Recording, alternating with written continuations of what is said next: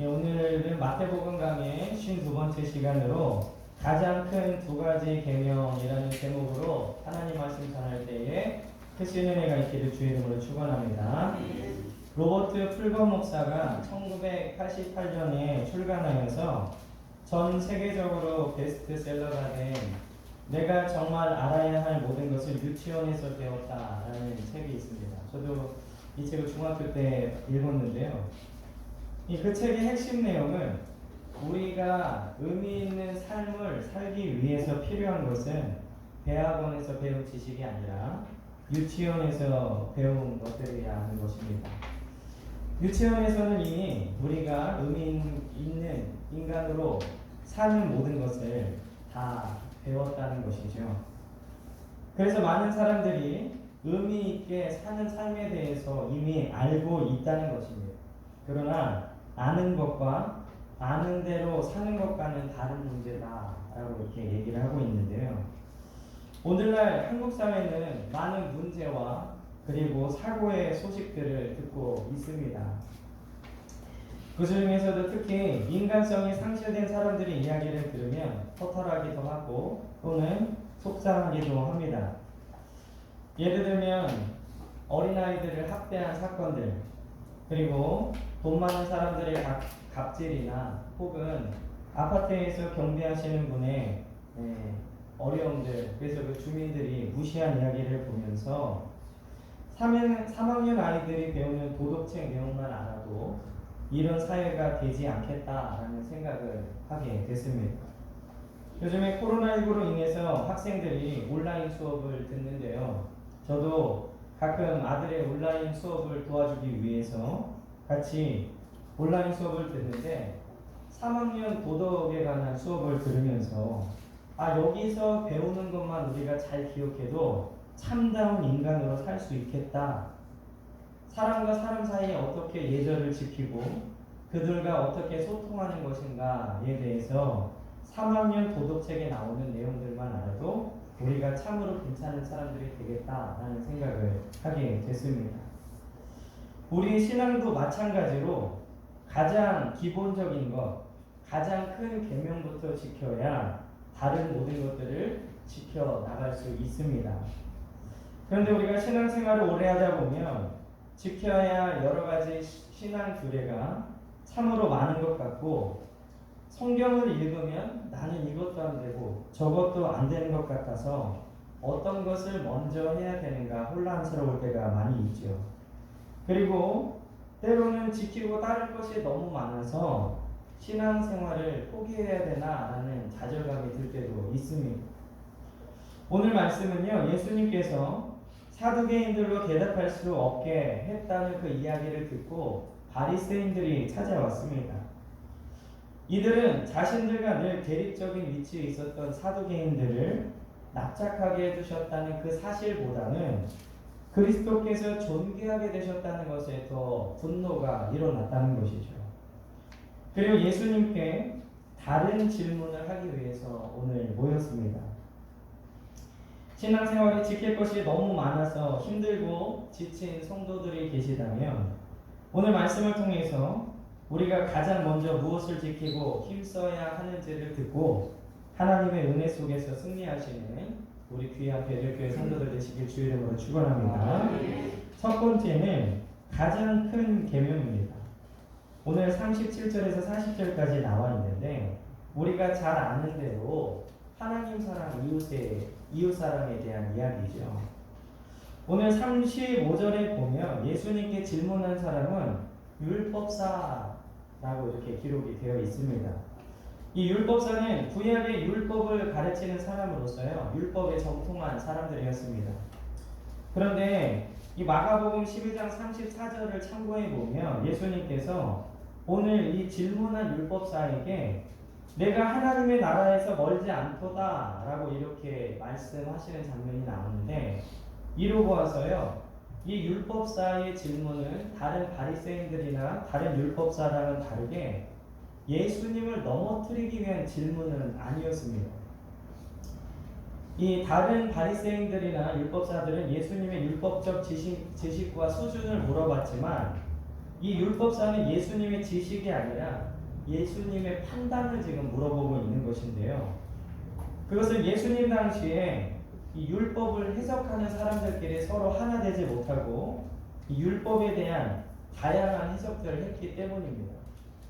어떤 사람은 할례가 가장 중요한 율법이다 라고 말하는 사람이 있었고, 또 어떤 사람은 안식일이 가장 중요한 율법이다 라고 말하는 사람이 있었습니다. 또 어떤 사람은 제사가 가장 중요한 율법이다 이렇게 말하는 사람들이 있었죠. 그러나 그들은 각자가 영향을 받거나 혹은 자신이 가장 열심히 힘쓰는 것에 따라서 이같이 규정을 했다는 것입니다. 이런 다양한 해석 때문에 이 율법사는 예수님은 과연 어떤 판단을 하고 계신가를 물어본 것입니다. 많은 사람들이 가장 큰 계명은 할례다, 안식일이다, 혹은 구약의 제사다라고 말할 때 예수님께서는 이 율법사의 질문에 대해서 하나님을 사랑하고 이웃을 사랑하는 것이 가장 큰 계명이다라고 이렇게 가르쳐 주셨다는 것이죠. 우리도 신앙생활을 할 때에 이 유대인들과 같은 가오를 범해서는 안 됩니다.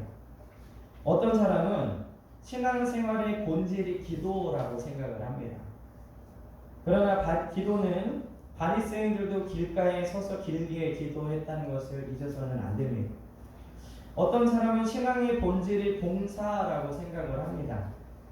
그러나 바리새인들은 누구보다도 성전에서 많은 봉사를 했던 사람들이죠. 또 어떤 사람들은 신앙생활의 본질이 헌금이라고 생각을 합니다.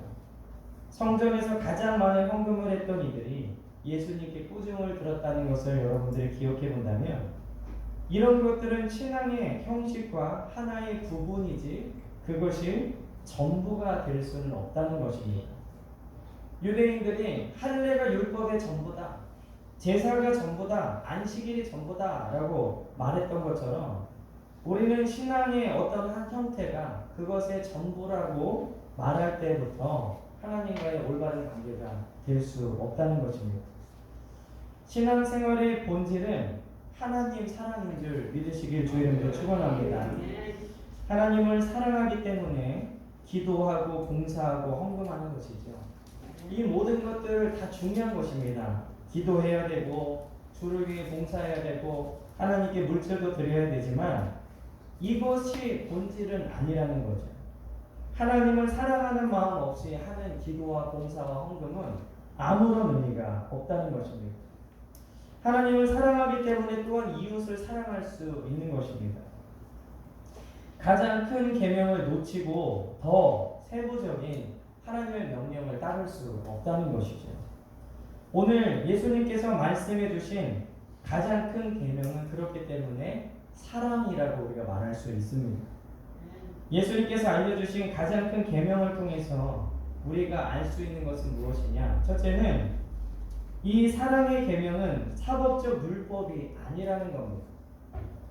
예수님은 우리에게 가르쳐 주신 가장 큰 계명이 사법적인 게 아니다라고 얘기를 하고 계시다는 것이죠. 법적인 강제성보다는 오히려 자율성을 강조하고 있습니다. 모세의 율법에도요, 이스라엘 백성들에게 너희가 하나님을 선택하든 이방신을 선택하든 선택하라 라고 자율성을 얘기하고 있죠. 우리가 잘 알고 있는 모세오경도 그래서 너희가 하나님을 자율적으로 잘 섬기면 복을 받을 것이고 너희의 선택에 의해서 이방신을 섬기면 벌을 받을 것이다 라고 모세가 경고를 하고 있는 것입니다. 이 계명, 가장 큰 계명은 자율에 맡겨져 있습니다. 자발적으로 하나님과 이웃을 사랑하라는 자율의 법이지 어떠한 모양을 만들어서 모두가 이렇게 해야 된다라는 어떠한 그 강제성이 있는 건 아니라는 겁니다. 오늘 예수님께서 알려주신 가장 큰 계명을 통해 우리가 알 수 있는 두 번째는 이 사랑의 계명은 사람마다 정도나 체감이 다를 수 있습니다. 이것은 사람마다 사랑을 표현하는 정도나 사랑을 느끼는 정도가 다를 수 있는 것과 마찬가지입니다. 우리 흔히 아는 것처럼 경상도 남자들이 잘 사랑 표현을 못한다 이런 우스갯소리들이 있죠. 그래서 가장 사랑한다는 표현이 밥 먹었나 이거라고 뭐 이렇게 인터넷에서 본 것 같은데, 예, 어쨌든 사람들마다 이게 사랑을 표현하는 정도나 느끼는 정도가 좀 다르죠. 어떤 사람은 사랑을 잘 표현하지만 어떤 사람은 잘 표현하지 못합니다. 이 하나님을 사랑하는 것과 이웃을 사랑하는 것을 적극적으로 표현하는 사람들이 있고, 또 어떤 사람들은 적극적으로 표현하지 못할 수도 있습니다. 그러나 중요한 것은 사랑하면 반드시 표가 나타난다는 것이죠. 적극적인 표시이든 소극적인 표시이든 하나님과 이웃을 사랑하는 사람에게는 표가 나타나지만, 그렇지 않고 율법 안에 죽은 믿음을 가진 사람들은 그 사랑의 표가 나타나지 않습니다. 마치 사랑이 식은 연인들처럼 냉랭함과 의무감만 남게 되는 것이죠.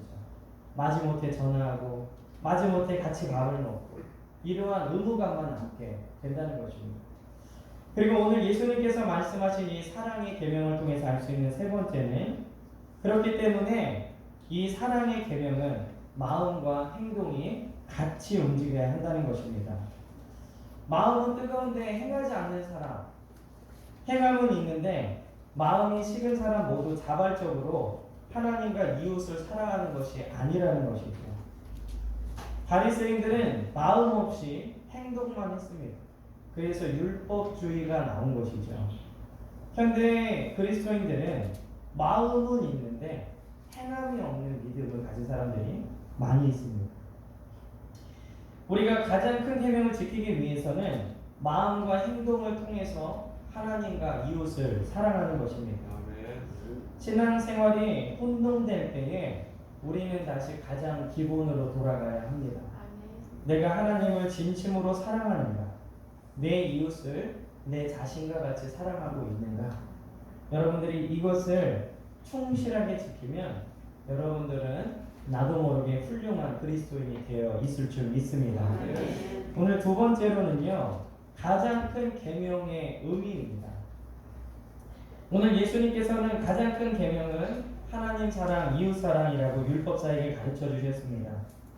우선 첫째 되는 계명은 하나님을 마음과 목숨과 뜻을 다해 사랑하라. 오늘 37절에 가르쳐 주셨죠. 하나님을 사랑하는데 어떻게 사랑해야 되느냐? 마음과 목숨과 뜻을 다해 사랑하라 라고 방법을 알려주셨습니다. 그리고 두 번째 계명은 이웃을 내 자신과 같이 사랑하라. 39절에 말씀해 주셨는데, 이것도 이웃을 사랑하는 방법에 대해서 말씀해 주신 것이죠. 예수님은 그냥 사랑하라만 말씀해 주신 게 아니라 어떻게 사랑해야 되냐, 이 방법을 알려주셨습니다. 오늘 우리는요, 예수님이 말씀해 주신 이 방법대로만 사랑하면 온전한 사랑을 이루게 되는 겁니다. 그러면 예수님께서 하나님을 사랑해야 하는 방법과 이웃을 사랑하는 방법을 가르쳐 주셨는데, 그 안에 담긴 의미는 무엇이냐? 먼저는 하나님을 사랑하는 방법의 의미를 살펴본다면, 첫째는 이 말씀은 하나님을 대충 사랑하지 말라라는 의미입니다. 구약을 보면요, 하나님께 제사를 드리는 방법, 그리고 이스라엘 백성이 거룩하게 사는 방법에 대해서 굉장히 구체적으로 기록되어 있습니다. 그런데 그 기록이, 여러분들 모세의 오경을 읽어보면 아시겠지만 한 번이 아니라 여러 번 걸쳐서 나옵니다. 똑같은 내용들. 그러니까 성경을 많이 안 읽어보신 분들은 이거 예전에 내가 읽은 것 같은데 라는 그런 기분이 들 수도 있습니다. 오늘 마음과 목숨과 뜻을 다하라는 말씀은 나의 영과 혼과 육을 다해서 하나님을 사랑하라 라는 말씀입니다. 이것은 하나님이 가장 우선순위가 되어야 된다는 것이고, 하나님과 다른 어떤 것도 경쟁의 위치에 놓아서는 안 된다는 얘기입니다. 하나님께서 우리가 사랑하는 여러 가지 중에 그 중에 하나가 되시는 것이 아니라 우리 다른 모든 것들보다 가장 사랑하는 오직 한 분이 되기를 원하신다는 것이죠. 하나님도 사랑하고 돈도 사랑하고 세상도 사랑하고 어쨌든 사랑이 됐다라고 생각하는 것은 이 사람도 사랑하고 저 사람도 사랑하는, 마치 요즘 유행하는 부부의 세계에 나오는 그러한 불륜을 저지른 사람과 똑같다는 것입니다. 그리고 오늘 이 예수님께서 하나님을 사랑하라라는 방법의 의미 두 번째는 이 말씀은 너의 하나님을 사랑하라라는 의미입니다. 오늘 말씀해 보니까요. 주 너의 하나님을 사랑하라 이렇게 기록이 되어 있죠. 이것은 나의 하나님을 사랑하라라는 의미입니다. 다른 사람의 하나님이 아니라 나의 하나님. 남이 만난 하나님이 아니라 내가 만난 하나님을 사랑해야 된다는 것입니다. 이것은 머리로만 하는 하나님이 아니라 체험으로 만난 하나님이라는 뜻이죠. 우리의 마음이 미지근하고 하나님을 향한 뜨거운 사랑이 생기지 않는 이유는 머리로만, 이론으로만 하나님을 알고 있기 때문에 그렇습니다. 우리는 하나님을 깊이 만나지 않고는, 하나님을 대충 만나서는 하나님을 깊이 사랑할 수 없습니다. 그렇기 때문에 살아계신 나의 하나님을 만나게 되면 우리는 하나님을 뜨겁게 사랑할 수밖에 없다는 것이죠. 그리고 예수님께서 하나님을 사랑하라라는 방법을 알려주신 세 번째 의미는 이 말씀은 평생 하나님을 사랑하라라는 말씀입니다. 우리가 하나님을 사랑하는 데 있어서요, 젊을 때만 사랑하거나 혹은 나이 들어서만 사랑하는 것이 아니라 때론 사업이 잘 될 때만 하나님을 사랑하거나 혹은 삶이 어렵고 고난이 찾아올 때만 사랑하는 것이 아니라 평생 하나님을 사랑하라라는 이 말씀인 줄 믿습니다. 하나님을 만난 그 순간부터 평생 하나님을 사랑해야 됩니다. 이것은 또한 기분에 따라, 감정에 따라 하나님을 사랑해서는 안 된다는 얘기입니다. 물론 우리의 삶에 신앙의 기복은 있을 수 있죠. 뜨거웠다가 조금 냉랭했다가 왔다 갔다 할 수는 있지만 하나님을 사랑하는 것을 중단해서는 안 된다는 것입니다. 그러나 가끔 보면 하나님 사랑하는 것을 중단해서 신앙생활을 포기하는 사람들이 있습니다. 이것은 하나님을 깊이 만나지 못했기 때문이고 하나님이 우리를 얼마나 사랑하시는가에 대한 이해가 없기 때문에 그렇습니다. 나의 의로움 때문에 하나님이 나를 사랑하시는 줄 알고 나의 봉사나 길게 기도하는 어떠한 것 때문에 하나님이 나를 사랑하시는 줄 착각한다는 겁니다. 하지만 하나님의 사랑은 우리의 어떠함 때문이 아니라 하나님 큰 사랑으로 인해서 우리를 무조건적으로 사랑하시는 줄 믿습니다.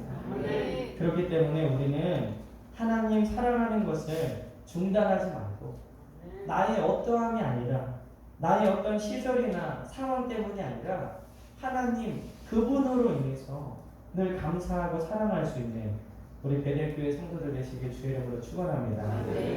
오늘 또 이웃을 내 자신과 같이 사랑하라 라는 예수님의 말씀의 의미를 생각해 보도록 하겠습니다. 첫 번째로 그것은 이웃의 입장을 이해하라 라는 말씀입니다. 우리는 먼저 이웃의 입장을 이해하고 노력해야 합니다. 그들이 나에게 한 말과 행동, 내가 싫어하고 미워하게 된 원인과 결과 등을 우리는 내 입장에서만 생각할 것이 아니라 이웃의 입장에서도 한 번쯤은 생각해 보아야 합니다. 우리는 그 사람의 입장이 되지 않고서는요, 그 사람을 온전히 사랑할 수 없습니다. 교회 안에서도요, 성도와 성도끼리 서로 상대방의 입장을 이해할 수 있는 사람이 되어야 성숙한 그리스도인들이 되는 것입니다. 오늘 이웃을 내 자신과 같이 사랑하라 라는 두 번째 의미는 그것은 이웃을 돌봐주고 도와주라는 것입니다. 어려움을 당하고 있는 이웃을 모른 채 하지 말고요.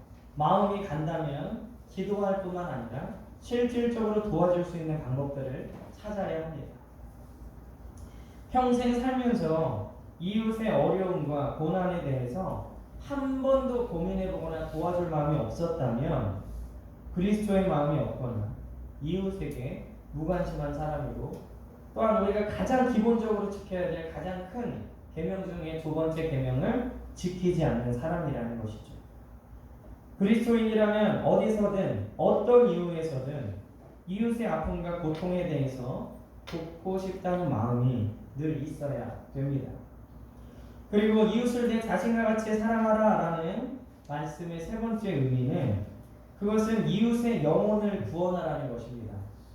그리스도인들은 이웃의 어려움을 도와주는 것으로 끝나서는 절대로 안 됩니다. 우리는 자선단체가 아니고요. 동정해주는 단체가 아닙니다. 우리는 그리스도의 몸된 영광스러운 교회인 줄 믿습니다. 그렇기 때문에 우리가 이웃의 어려움을 도와주는 것도 다 주님의 영광을 위해서 해야 되고 결과적으로는 그 영혼이 구원받기 위해서 해야 된다는 것입니다. 이웃이 눈에 들어오게 된 것은 그 이웃의 고난을 통해 하나님께서 구원하실 계획이 있구나라는 것을 느껴야 합니다. 오늘 우리는 구제라는 도구를 통해서 하나님을 전하고 영혼을 구제해야 됩니다. 하나님께서 전심으로 하나님을 사랑하는 것 그리고 이웃을 내 자신과 같이 사랑하는 것이 온 율법과 선지자의 강령이다 라고 이렇게 40절에 말씀하셨죠. 오늘 40절에 보면 이 두 계명이 온 율법과 선지자의 강령이니라. 그럼 여러분 이 온 율법과 선지자의 강령이 무엇을 의미하는 겁니까? 강령이 뭡니까? 강령. 여러분들 이렇게 읽으면 강령 그러면 우리 수련회 때 외웠던 어떤 교리 식사하기 전에 외우고 난 다음에 그걸 외워야 밥을 주는 그런 것처럼 느껴지시죠. 근데 이 강령이 뭐냐면요. 영어 성경에 보면 hang on 이렇게 기록이 되어 있습니다. 매달려 있다, 단단하게 붙어 있다 이런 뜻입니다. 즉, 이 율법과 선지자들의 예언은 이 두 가지 계명, 하나님 사랑과 이웃 사랑의 계명이 반드시 매달려 있다라는 의미입니다. 즉, 모든 율법과 선지자의 예언에는 반드시 하나님 사랑과 이웃에 대한 개념과 사상이 들어있다라는 얘기입니다. 반대로 하나님 사랑과 이웃 사랑의 개념에 반하는 율법적인 해석과 선지자들의 예언은 참된 것이 아니다라는 얘기라는 것이죠. 이것을 오늘 우리에게 적용해 본다면 하나님을 사랑하지 않고 이웃을 사랑하지 않는 그리스도인은 참된 그리스도인이 아니고 가장 큰 계명에 매달려 있지 않은 사람들이다라는 뜻입니다.